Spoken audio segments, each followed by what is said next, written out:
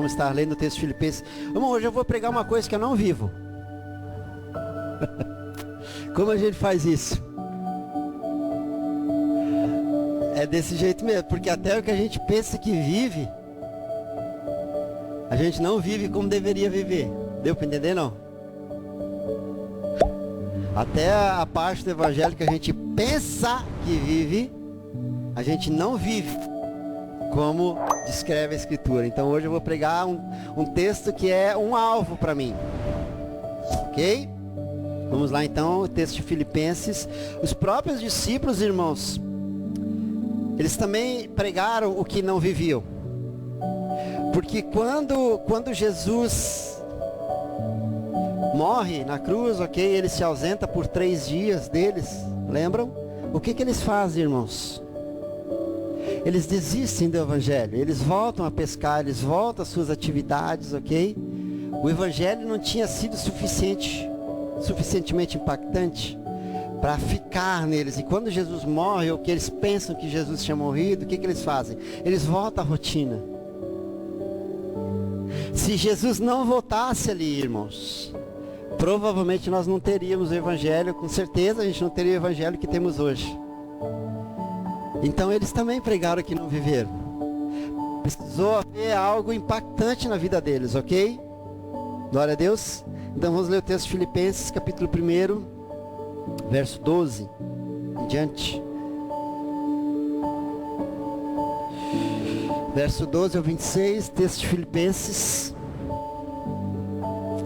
capítulo 1, verso 12. Dá lá? É isso. E quero, irmãos, que saibais que as coisas que me aconteceram contribuíram para maior avanço do Evangelho, de maneira que as minhas cadeias em Cristo, tem isso ali não? Versículo 13. Toda a guarda, pulou um.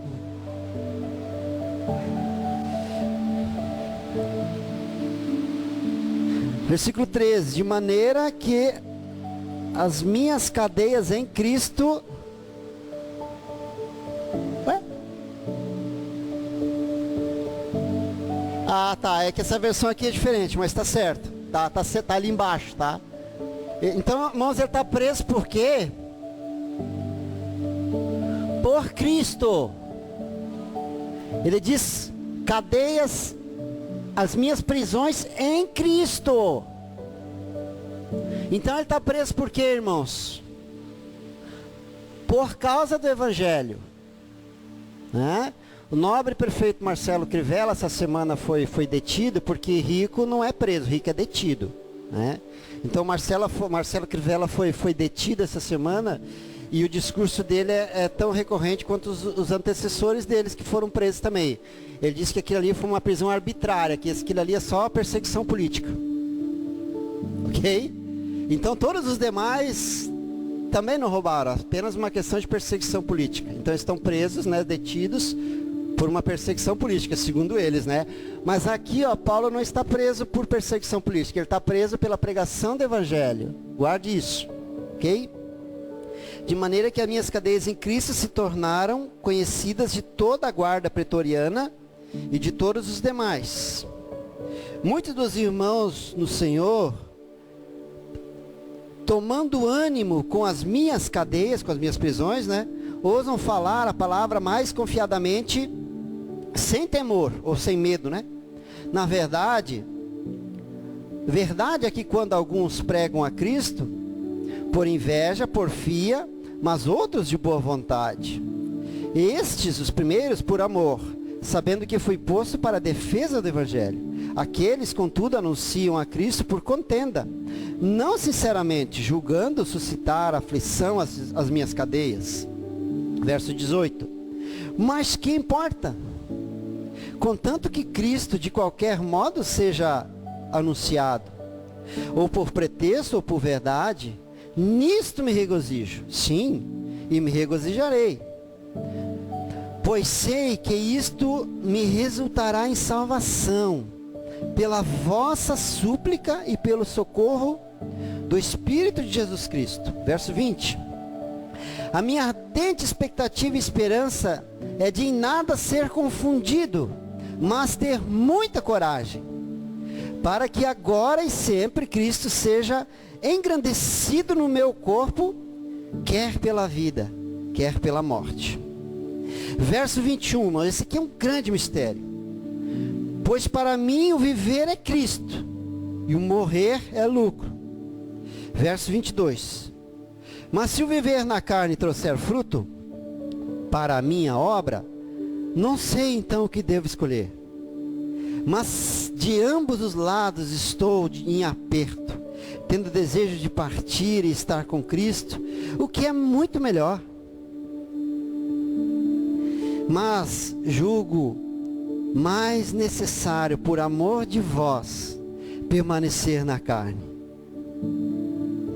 E tendo esta confiança, sei que ficarei e permanecerei com todos vós, para o vosso progresso e gozo na fé. E verso 26 para encerrar.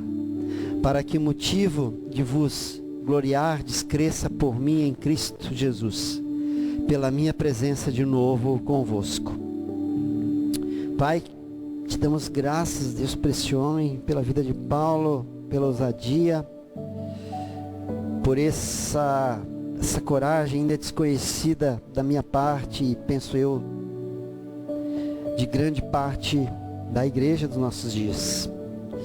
Tem misericórdia de nós, Deus, e nos orienta a um tempo novo, nos conduz a um tempo novo, onde esses textos não sejam uma alegoria, onde esses textos não sejam uma parábola, mas possam estar inseridos no nosso coração, possam ser um alvo, possam ser uma fonte de desejos e algo atrativo ao nosso coração. Bem, irmãos, então essa carta de Filipenses, eu creio que eu já falei um pouco sobre essa carta em algum momento, mas é tida pelos teólogos, né? Quando você estuda a carta de Filipenses, ela é tida como uma carta da alegria. E por que é uma carta da alegria, né? Porque é um momento de refrigério, irmãos, onde Paulo está com o seu coração alegre,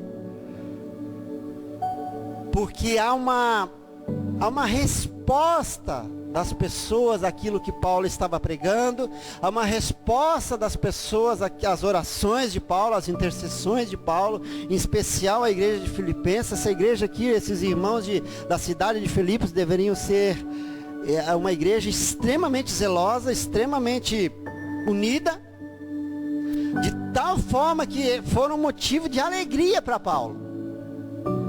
A alegria de Paulo aqui não vem, irmãos, de uma conquista material, vem de uma conquista espiritual. Paulo vê que todas as intercessões e súplicas que ele teve pelos irmãos de Filipos estavam trazendo resultado. Eu me alegro muito quando os irmãos comentam um acréscimo material. Isso faz parte, irmãos, do nosso cotidiano, né? Estivemos lá na casa do Agélio e da Rose, vimos a casa nova deles, muito linda, irmãos, sabe? Essas coisas fazem parte do cotidiano, ok? Fazem parte do cotidiano. Mas algo mais elevado do que isso, irmãos, algo que alegra, ao menos o meu coração, mais do que isso, é quando eu vejo alguém crescer espiritualmente. É quando eu vejo alguém buscar algo espiritual, irmãos. É quando eu vejo que o que está sendo pregado, e nós não pregamos outra coisa, andamos sempre em textos diferentes, falando das mesmas coisas. É quando eu vejo que isso está surtindo efeito em alguém. As coisas são importantes, sim, nós precisamos dela, mas as coisas materiais, irmãos, elas são secundárias em relação àquilo que é espiritual. Quando Paulo fala em pensar em coisas que são do alto, ele não está falando de avião, irmãos. Ele está falando do quê? De coisas que são do alto, de coisas que são do espírito. Vocês entendem isso, irmãos? Então esses irmãos de Filipos, eles estão dando essa resposta. Paulo está vendo que tudo que Paulo pregou, tudo que Paulo ensinou, está surtindo efeito. Isso alegra o coração de qualquer um, irmãos. Eu me alegro por demais quando eu vejo isso. Quando eu vejo alguém dando uma resposta espiritual àquilo que está sendo pregado. Isso denota um crescimento, irmãos. Isso denota que o evangelho está entrando, está purificando, está tendo eficácia. E os irmãos de Filipos deram essa alegria ao apóstolo Paulo. Por isso que essa carta é tida como a carta da alegria. Paulo exulta. Se você for ler toda a carta, uma carta curtinha, muito linda, muito bela, você deveria ler, meditar um pouquinho sobre ela. Várias vezes Paulo se alegra. Eu me alegro com vocês. Eu me alegro, sabe? Ele está muito, extremamente motivado e alegre com os irmãos da cidade de Filipos. Só que o interessante dessa carta aqui, mesmo sendo a carta da alegria, mesmo Paulo estando tão entusiasmado, interessante que Paulo está preso. Paulo está preso em Roma quando ele escreve Filipenses, mas ele não está no seu escritório, no ar-condicionado ali, entendeu? Com o cafezinho ou com o chimarrão, dependendo do... Não, ele está preso, irmão, ele está preso em Roma, por isso que ele fala da guarda pretoriana. A guarda pretoriana era a guarda de elite de Roma, né? Como se fosse nosso BOPE, alguma coisa parecida assim, né? Ó.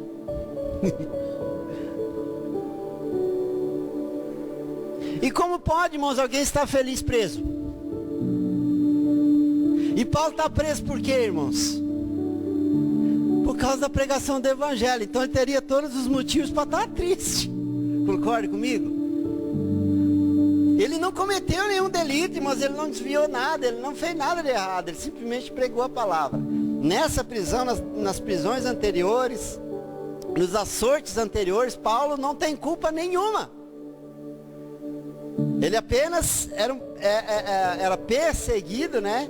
Pelo que ele pregava, da forma que ele pregava, irmãos. Irmão, você pensa Paulo entrando em Éfeso. Éfeso era uma cidade que vivia em torno de um templo da deusa Diana, né?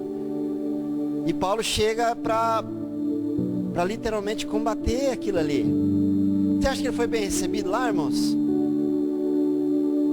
É óbvio que não. É claro que não. Por 3 meses Paulo prega na sinagoga e não há uma resposta. E ele permanece naquela cidade por 2 anos e meio pregando a palavra, irmãos. Entendeu? Então Paulo era dessa forma. Alguém ousado demais, alguém intrépido demais, irmão. Alguém de uma valentia, de uma coragem diferente. E pelas pessoas ouvirem Paulo, elas acabaram se tornando semelhantes a ele. Que vocês viram no texto ali, ele diz que ele se alegra porque as minhas cadeias estão fazendo com que os irmãos de Filipos pregassem mais ainda. Não há um apavoramento dos irmãos. Quando os irmãos de Filipos souberam que Paulo estava preso em Roma, qual foi a atitude deles? Talvez a atitude natural nossa seria, bom, agora o cara foi preso, vamos ficar quieto na nossa, não vamos ser presos também, né? Vamos ficar quietinho aqui na nossa, mas não. Uma das alegrias de Paulo era exatamente essa, que as cadeias dele estavam servindo de motivação para os demais pregarem. Hoje isso é algo tão distante de nós, nós temos dificuldade para assimilar isso. Agora vocês imaginem, vamos transportar para nós. Vamos fazer de conta, meu Deus, vamos fazer de conta que eu sou Paulo. E vocês são a igreja de Filipos. Aí eu estou preso, irmãos. Fui preso porque preguei a palavra, porque... Qual seria a reação de vocês, irmãos?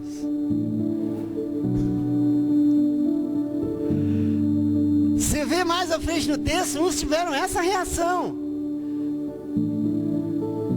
Entendeu?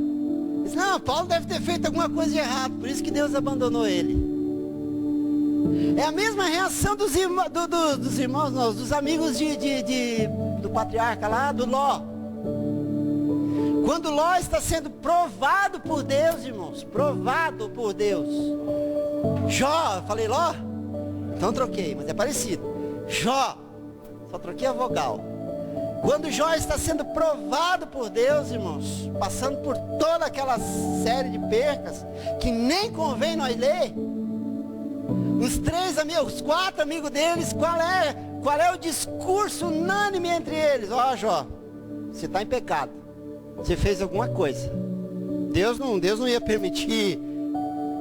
Se não tivesse sujeira embaixo do tapete, Deus não ia permitir isso com você. É a mesma reação de alguns aqui. Ó, Paulo está preso porque ele fez alguma coisa de errado. Eu estou solto. Entendeu? A igreja, ela sempre foi avessa, irmãos, a qualquer coisa que não dê certo. Nós fomos mal discipulados, muitas vezes é um evangelho onde nada pode dar errado. Mas esse evangelho excessivamente triunfalista que tem sido pregado por aí, irmãos, não é o evangelho de Cristo. Esse evangelho que diz venha para a igreja e pare de sofrer, não é o evangelho de Cristo. Nós aprendemos a lidar com as coisas, é diferente. Irmãos, como disse um pregador muito sabiamente esse dia, Deus não impede da gente entrar na fornalha, Ele entra dentro. Lembra dos Sadraque, Mesaque e Abdinego? Lembra? Eles foram condenados à fornalha pelo quê? Porque não se prostraram à imagem de Nabucodonosor. Deus podia ter impedido eles de entrar na fornalha, sim ou não? Sim, poderia. Mas o que Deus faz? Deus permitiu que eles entrassem. No entanto, Ele, Cristo, estava com eles. Por isso que na fornalha não tinham 3. Quando Nabucodonosor olha para dentro, ele vê, nós não botamos 3 lá dentro. Como é que tem 4? O mesmo Ele faz conosco, irmãos. Não é que Deus vai nos colocar numa bolha, eu usei esse termo semana passada, vai nos colocar numa bolha evangélica, e aí nada mais vai dar errado. Não é isso. Ele vai nos ensinar a lidar com essas situações. Ele vai nos discipular nesses períodos de dificuldade. Acredite você ou não, isso é uma opinião pessoal, eu acredito que, lembra quando você ia no colégio que tinham provas de pesos diferentes? Lembra disso? Quando você estudava, muitos anos atrás, né? Mas quando você ia no colégio não tinham provas de pesos diferentes? Umas que eram mais tranquilas e outras tinham um peso maior. O professor dizia, a prova do final do mês é mais importante, vai dar média, não sei do que. Lembra disso? Então, eu penso que esses momentos de prova são os momentos onde a prova tem peso 2. Porque como eu digo recorrentemente a você, a fé é usada nos momentos de dificuldade, irmãos. Não é, eu não preciso de fé para assar carne. Para assar a carne eu preciso de carvão, uma churrasqueira e um espeto. Pronto, e a carne? Não preciso de fé. Eu preciso de fé para lidar com algo que está fora do meu controle. E a situação deles entrarem na fornalha estava fora do controle. Então eles precisavam de fé. Não, nós vamos entrar e nós vamos morrer. O mesmo contexto é conosco. Então quando alguém prega venha, porque nada mais vai dar errado, ele está fazendo uma propaganda enganosa, ele está fazendo horário político. Nem tudo vai dar certo, mas Deus vai dar saída para tudo. Paulo não está preso, irmãos. Ele está preso por quê? Porque estava em pecado? Não. Então nem tudo dava certo na vida de Paulo. Por que José foi preso? Irmão, José, ele fugiu daquela moça que simulou uma situação lá. José do Egito, lembra disso? Irmão, ele fica 2 anos e 6 meses preso, inocente também. Por quê, irmãos? É ali que nós somos provados, é nos períodos de dificuldade que nós somos provados. E a grande pergunta é essa, nós vamos ser aprovados, que agora nós estamos passando por um período de dificuldade, sim ou não? Tem sido difícil ser crente, irmãos. Não pender para a esquerda nem para a direita, manter alinhado, tem sido extremamente difícil. Mas é nesses momentos que nós somos provados, por isso que Paulo disse que nós estaríamos vivendo dias difíceis. Então fique atento, porque nos momentos de tribulação é que Deus está nos avaliando. Lembra, irmãos, Paulo foi aceitado, Paulo e Silas, ele está preso, mas ele louva a Deus dentro da prisão. É isso. Tá certo?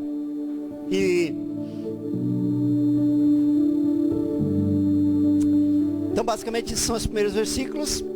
Então as cadeias de Paulo estavam contribuindo para o avanço do evangelho. Uns estavam pregando por contenda, outros estavam pregando por amor, para Paulo não fazia diferença, contanto que o evangelho de Cristo fosse pregado, certo? Onde é que está aqui?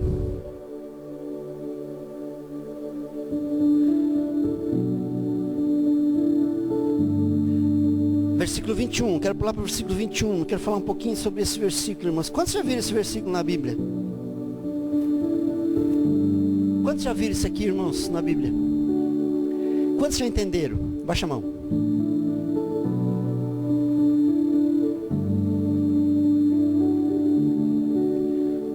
Para mim, Paulo, o viver é Cristo e o morrer é lucro. Essa semana eu vi um pastor pregar algo, irmãos. E eu não me lembro onde é que está, mas ele usou um salmo. Se alguém puder me ajudar. Ele diz assim: preciosa é o Senhor a morte dos seus santos. Quem já ouviu esse salmo? É um salmo? Isso é usado muitas vezes em velório. Ok? Para muitas vezes justificar a morte da pessoa ali, né? Então os pastores, normalmente pastores, ou o padre também, eu acho que... Como? Bota ali, Salmo 116:15, bota ali. Obrigado aí. Hoje a internet é uma maravilha, né, irmãos? Aqui falha um pouco, mas ali não falha. Bota lá, Salmo 116:15. Muitos pastores têm um entendimento equivocado disso aqui, ó. Preciosa é a vista do Senhor a morte dos seus santos. Isso aqui às vezes é usado em velórios, irmãos, mas não está falando de uma morte física.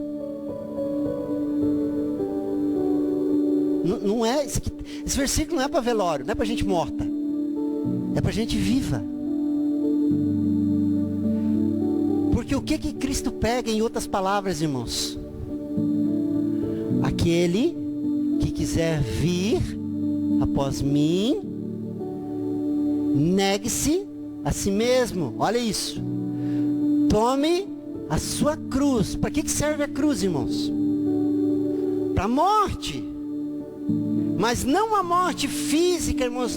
Isso aqui não está falando de morte de caixão. Está falando de uma morte de renúncia. Então quando Jesus diz que preciosa é ao Senhor a morte dos seus santos, Ele está falando de uma renúncia. Ele está falando do que Paulo falou. Bota lá de novo agora. Bota lá o versículo 21. E isso é algo hoje em dia, irmãos, que nós temos uma dificuldade extrema em compreender. Esse versículo aqui, ó. Porque para mim o viver é Cristo e o morrer é lucro. Então esse morrer aqui, mas não tem nada a ver com Paulo está depressivo, Paulo está com pensamento. Não, ele não tem nada a ver com isso, irmãos. Isso aqui não tem nada a ver com depressão. Depressão é algo que te tira a vontade de viver por causa da tristeza. Ok? E renúncia é algo que te tira a vontade de viver por Cristo. Então você perde a razão de existir por Cristo.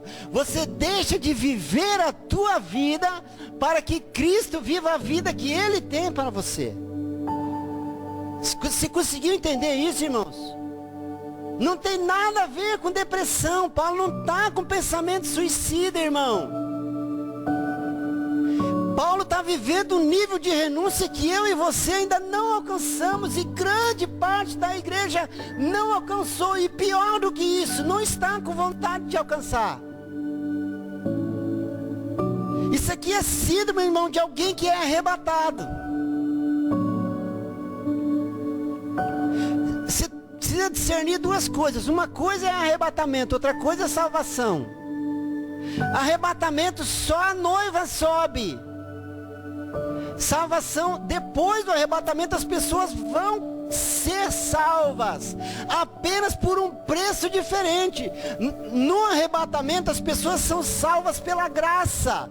Depois do arrebatamento, as pessoas continuam sendo salvas apenas pelo sangue, pela sua morte. E aí morte de caixão. São duas coisas diferentes. Por isso que muitos acreditam, inclusive o Franciel, e eu estou quase acreditando também, que o arrebatamento vai ser para poucas pessoas. Porque na parábola das 10 virgens, tem quantas virgens? São 10 que aguardam o noivo. Isso é discernimento espiritual. Uma pessoa que não congrega numa igreja evangélica, ela nem sabe do que é isso. Ela nem sabe o que é ser noiva de Cristo. Ela nem sabe, ela não tem fundamento, ela nem... Então, quando a Bíblia diz que eram 10 virgens aguardando o noivo, ela diz denota uma lucidez espiritual. Elas sabiam que estavam aguardando o noivo. Quantas sobem na parábola, irmãos?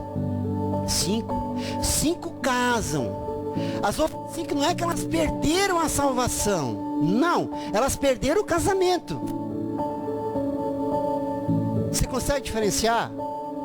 Para você crer nisso, você tem que ser pré-tribulacionista. Eu espero que você seja, né? Porque nós cremos que a noiva, ela é uma instituição à parte, né? Como a gente fala, ela é um hiato de tempo, é uma instituição à parte.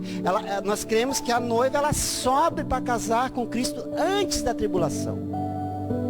Então, nessa média aqui, irmãos, de 5 sobem e 5 não sobem, se nós, nesse grupo aqui, talvez a metade subisse e a metade ficasse. Pela fé, né? Por isso que eu também começo a acreditar, irmãos, que o arrebatamento vai ser para pouquíssimas pessoas, irmãos.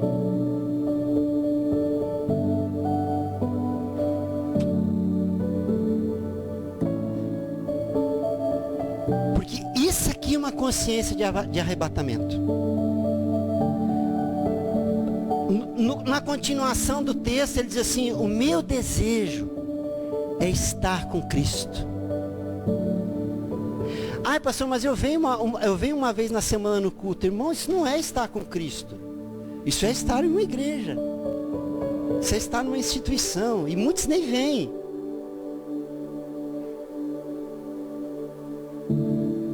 Mas isso não é estar com Cristo.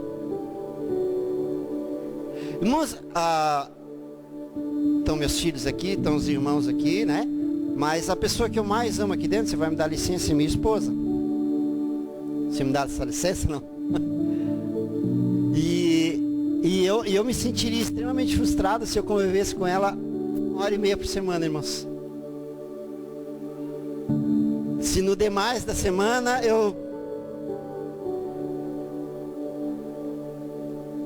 Você está começando a entender alguma coisa, irmão? Então não é vir no culto uma vez por semana, irmãos.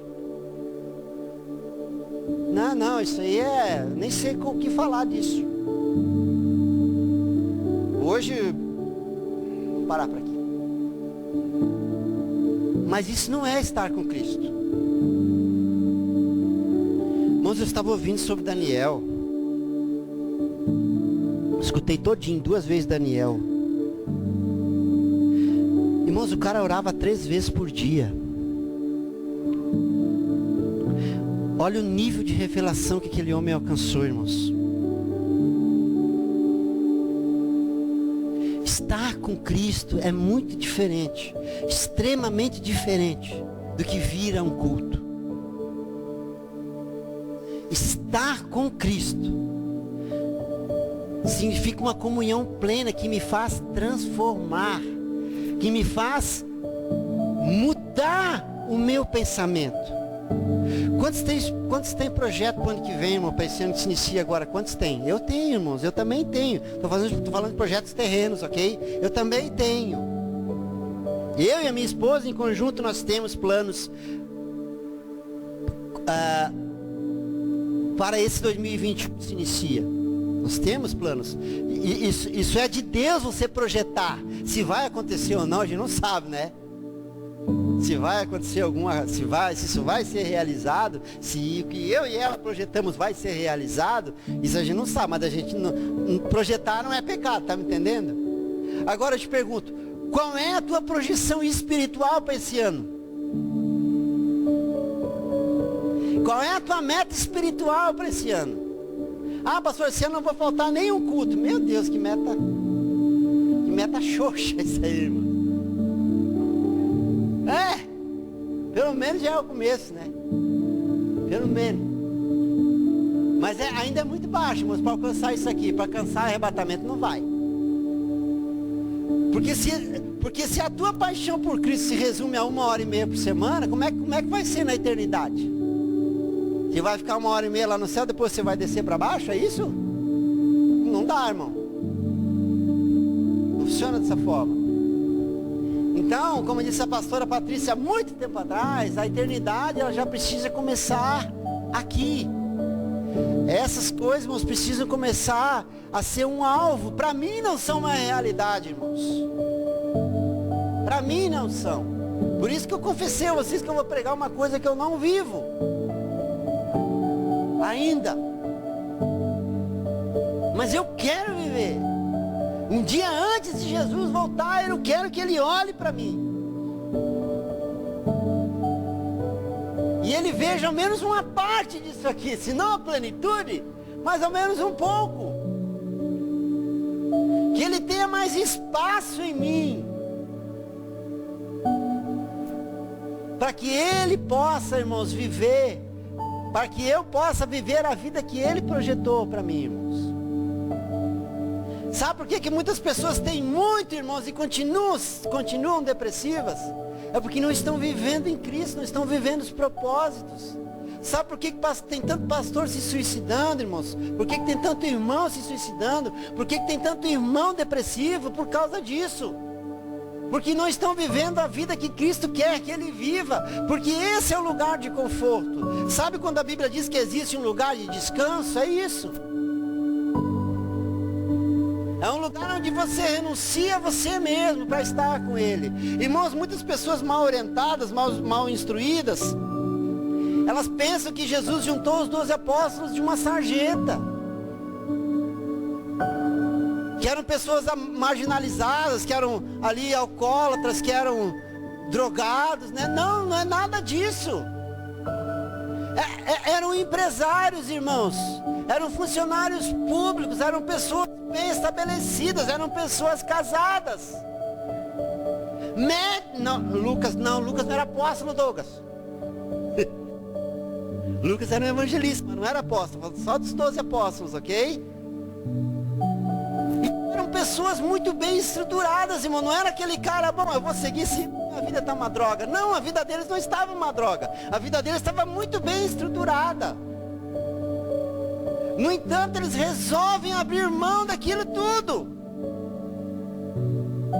para seguir a Cristo, irmãos. Eles trocam mão, Rose e Angeli, de uma cama confortável, de lençóis cheirosos, que já tinha naquela época, irmãos, para dormir ao relento, para dormir coberto com uma capa e fazer de travesseiro, não sei o que, uma pedra, um monte de areia, não sei. Eles abrem mão disso, irmão, voluntariamente. Eles abrem mão da convivência dos filhos. Irmãos, eles abrem mão de tudo que eles tinham. Mateus era um cobrador de impostos, deveria ser alguém rico. E esse homem, ele se sujeita a ter fome, de uma tal forma que eles estão passando por um milharal, lembra disso? Os discípulos avançam no milharal para comer o milho. Por que?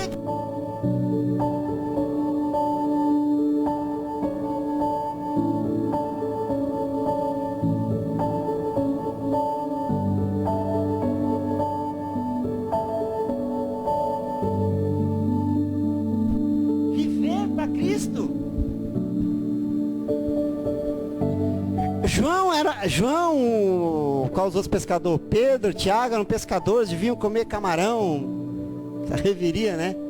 Não? Ah, eles eram judeus, ó, já falei bobagem, já falei heresia, viu? Judeu não come camarão, eles viviam pela lei ainda, eles não comem, tá? Depois eu acho que eles comeram. Depois que o lençol desceu para Pedro, acho que ele começou a comer. Mas até ali não comeram. Mas eles tinham toda uma alimentação talvez muito farta ali por causa do mar da Galileia, não é? É bom pregar para quem entende, é bom por causa disso, né? Você não pode errar. E eles abrem mão disso para comer milho cru, irmão. Hã? No sábado, onde nem era lícito colher o trigo, o milho. Mas aí com a tua barriga roncando, você vai olhar, você vai comer, irmão. Viver para Cristo. Quantos teriam essa coragem hoje em dia, né, irmãos? Isso aqui, irmãos, é síndrome de uma igreja arrebatada. Esse morrer aqui não é uma morte física, não fique assustado. É um morrer de renúncia. Por isso que ele fala, o morrer é lucro. Quando nós morremos para nós mesmos, nós começamos a lucrar em Cristo. Quando eu deixo de exercer as minhas vontades, os meus desejos, os meus projetos, começo a inserir Cristo nisso, eu começo a ter lucro. Vocês entendem, irmãos? Isso é síndrome de uma igreja arrebatada. É síndrome de alguém que vai casar com o noivo, que vai desfrutar da mesa de Isaías, escrita em Isaías. Se nós não formos achados nisso, irmãos, arrebatamento não. Salvação talvez tenha, mas há um preço. Um dia nessa aula nós vamos ter que sentar, eu e você, projetar para os que não forem salvos, como que nós vamos viver nesses 7 anos, que vai durar 7 anos, ok? O período da tribulação ela dura 7 anos, então nós vamos ensinar a vocês como viver. Se é que tem uma forma. Vai ser terrível demais, irmãos. Se eu fosse você, eu me agarrava a isso aqui.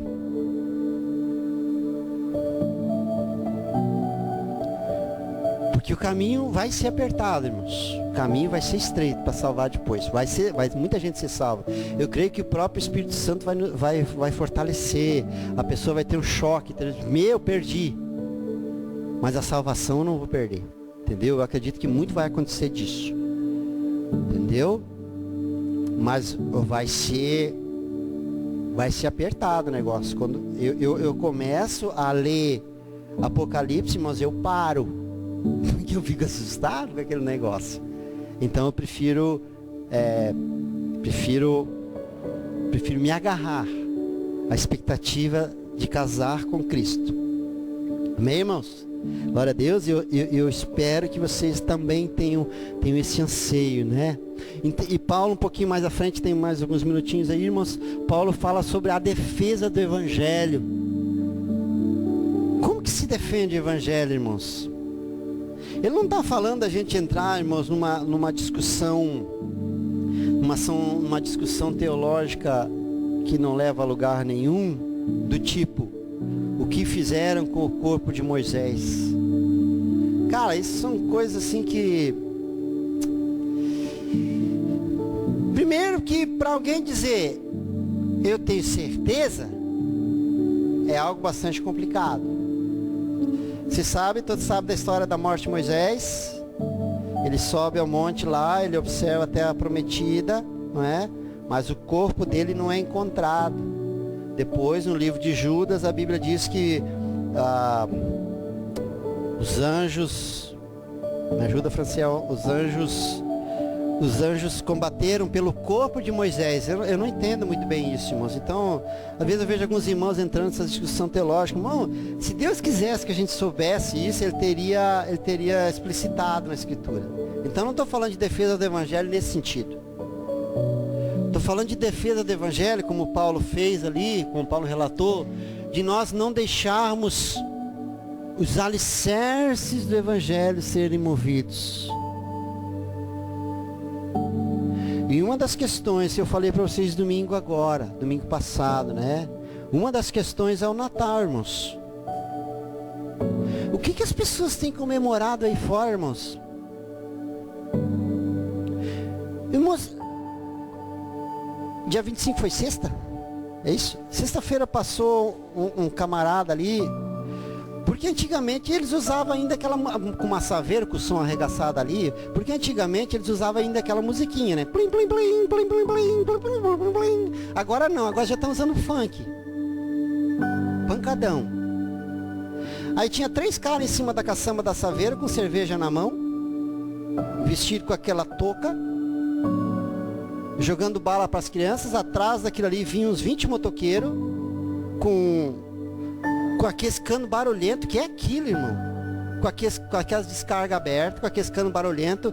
Aí eles aceleram até cortar o giro, é isso? Para estralar aquele negócio. Um deles eu presenciei que estava fumando maconha. Irmão, que Natal é esse, irmãos? Não, me fala, que Natal é esse? Então esses são os pilares do Evangelho que estão sendo removidos.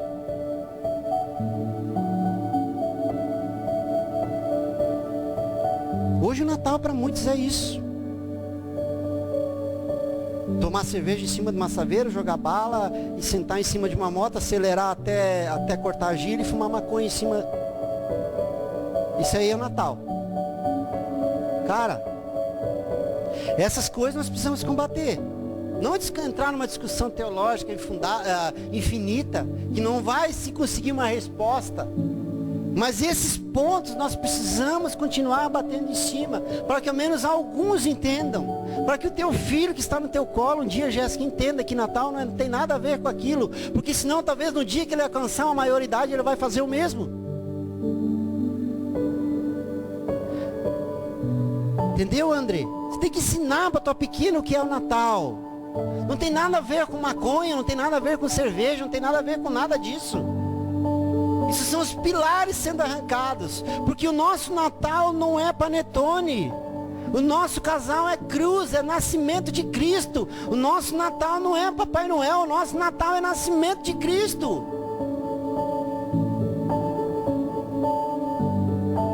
Meu Deus, quando nós conhecemos os batistas, nós ficamos apavorados, né, amor? Posso falar para vocês? Nosso primeiro Natal, né? Eles não sabiam, amor. Que estava fantasiado de Papai Noel lá, quem era? O tio Nilton, né?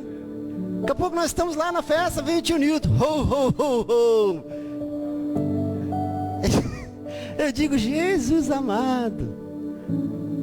Mas graças a Deus hoje eles entendem, né? Tinha Papai Noel lá esse ano, não? Não tinha. Alcança uma maturidade espiritual. Começa a compreender que Papai Noel não tem nada a ver com aquilo. Tem a ver com Cristo.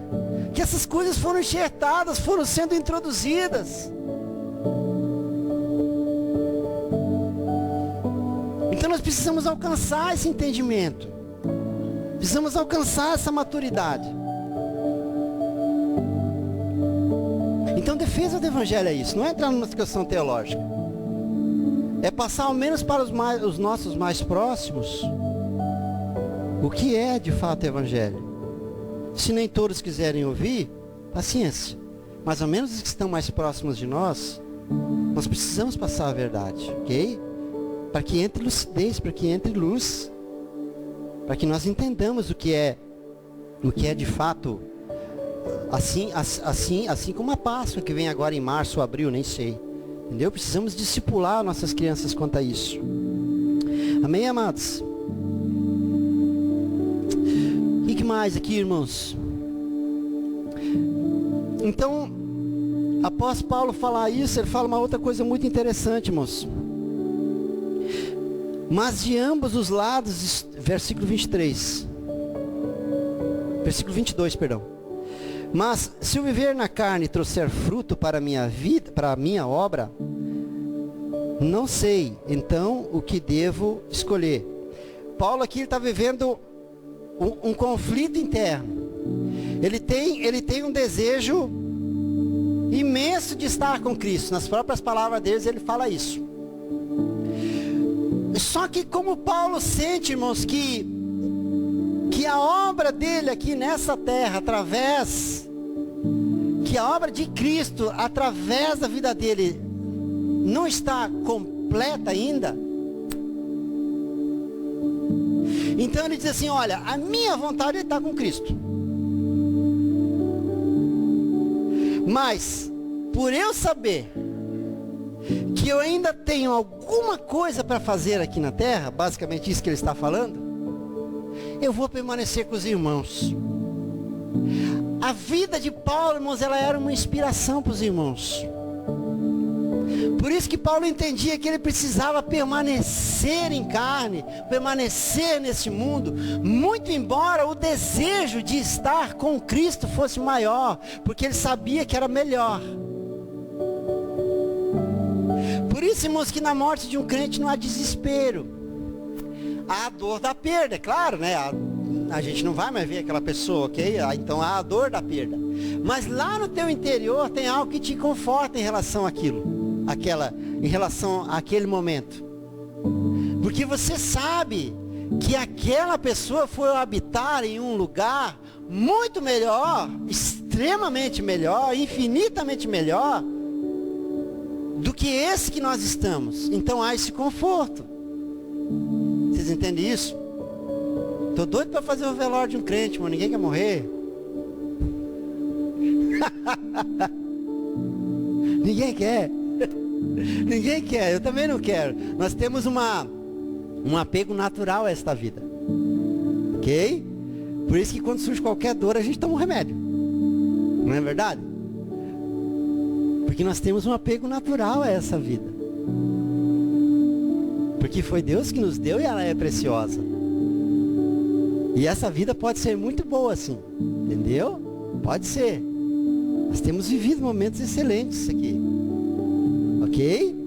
Mas ainda assim Paulo entendia que a vida futura dele seria muito melhor. Era melhor, estava, né? Ele tinha uma comunhão com Deus que nós não alcançamos ainda. Então esse é o sentido dessa frase. O meu desejo é estar com Cristo, mas como eu sei que a minha obra aqui ainda não terminou, então eu vou permanecer na carne. Para que eu possa servir de inspiração aos irmãos. Entendeu? Será, irmãos, que a nossa vida, a minha vida e a tua vida tem servido de inspiração para as pessoas? Essa é uma segunda grande questão, irmãos.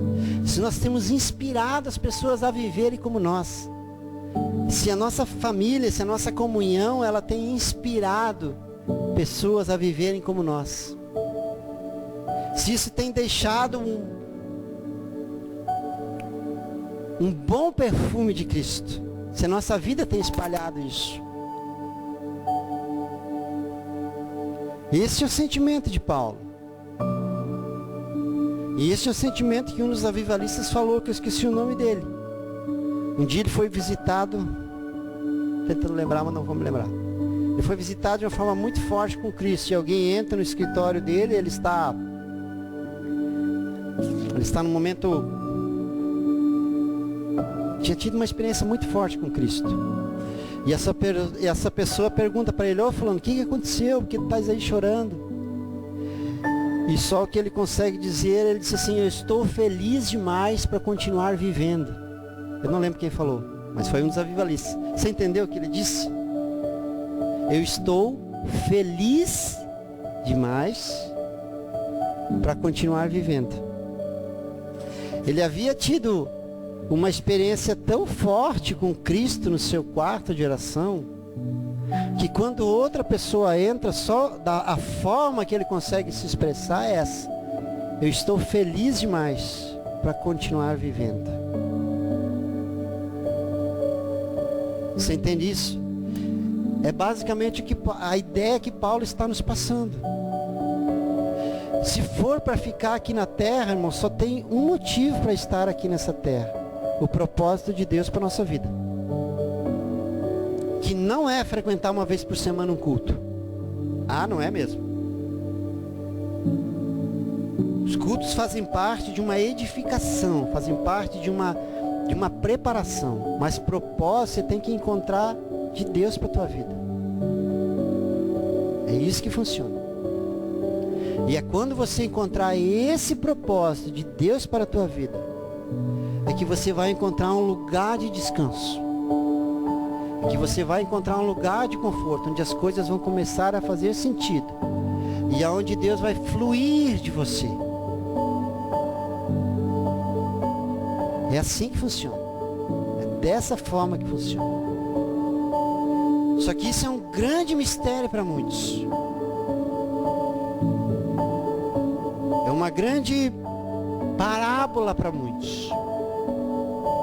Porque a segunda-feira nos rouba tudo isso, irmãos. E nós vivemos uma correria desenfreada, e no domingo a gente fica 1h30 na igreja. E retomamos a segunda-feira do mesmo jeito. E aí o ano vai passar. Você já percebeu que nós já passamos 2020?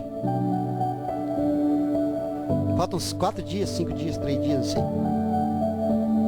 E o 2021 vai passar do mesmo jeito, irmãos. E o 2022, se Jesus permitir, vai passar do mesmo jeito, na mesma rapidez. E nós não acrescentamos nada à nossa vida espiritual. Nós não agregamos nada, irmãos, no lugar que o Senhor Jesus disse: juntai tesouros no céu. Como será que está a nossa conta bancária? Isso não tem nada a ver com dízimo e oferta, irmãos. Dízimo e oferta você não deposita lá em cima, você deposita aqui para manutenção da obra, não tem nada a ver. Quando a Bíblia fala em tesouro no céu, não está falando de dinheiro. Você não oferta para o céu? Você já conseguiu ofertar para o céu? Não. Pega o dinheiro e joga para cima para ver o que vai acontecer. Ele vai voltar, ou vai voar, não sei. Então não tem nada a ver com dinheiro. Quando Jesus fala em juntar tesouro no céu, ele está falando de obra. Ele está falando do que ele faz através de nós. É isso que agrega lá. Ao contrário do que muitos pensam. E a grande pergunta é: o que nós temos na eternidade até agora? Eu fico pensando sobre isso, sobre mim. Eu fico pensando repetidas vezes. O que eu tenho lá em cima? O que eu estou depositando lá na eternidade? As tuas orações, elas são depositadas na eternidade. As tuas intercessões, elas são depositadas na eternidade. O teu evangelismo, ele é depositado na eternidade. O teu FGTS é depositado no banco. A tua oferta é depositada no gasofilácio. São coisas materiais, mas as espirituais, elas são depositadas na eternidade. E é elas que vão nos dar respaldo. É elas que vão nos dar as credenciais para estar com Ele. É por isso que Paulo diz: meu desejo é estar com Ele, mas eu sei que a obra não está completa. Você tem desejo de ir para a eternidade? Não estou falando de morrer, irmão, esqueça. Não estou falando de morrer de morte e caixão. Mas você tem vontade de estar na eternidade? Eu tenho, irmãos. Isso tem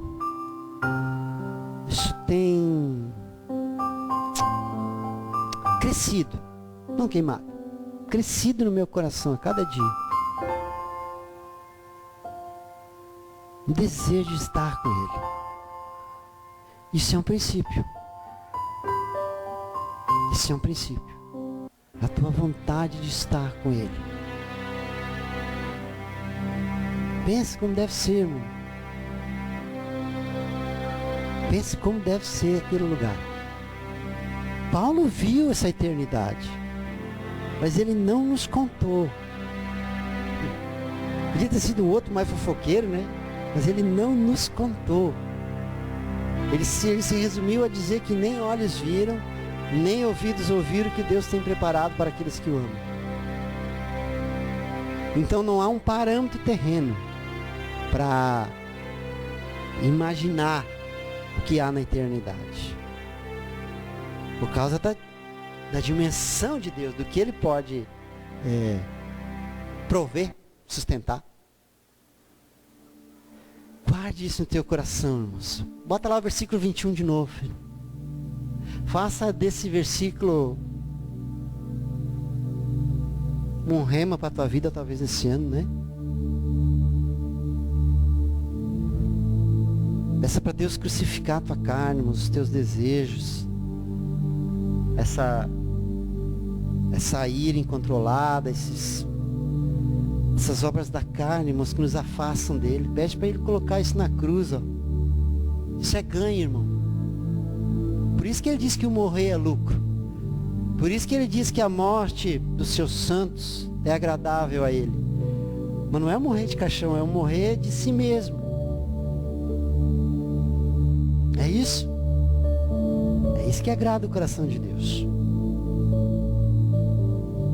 Por isso que Paulo diz em algum momento ali, tudo que eu tinha por lucro, hoje eu considero por perda. Coisa mais triste, irmãos, é uma pessoa chegar no final da vida e ver que tudo que ela construiu é sem fundamento.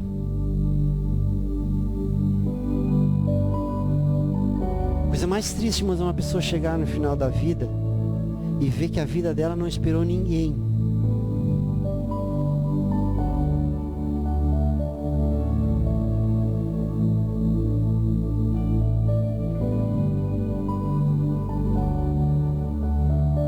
Amém? Vamos mudar isso em nós, irmãos. Vamos mudar a nossa história. Há tempo, há tempo. Quem sabe a gente tem um espaço agora aí, né? Quem sabe esse ano de 2021 seja um refrigério, depois de um ano tão difícil, né?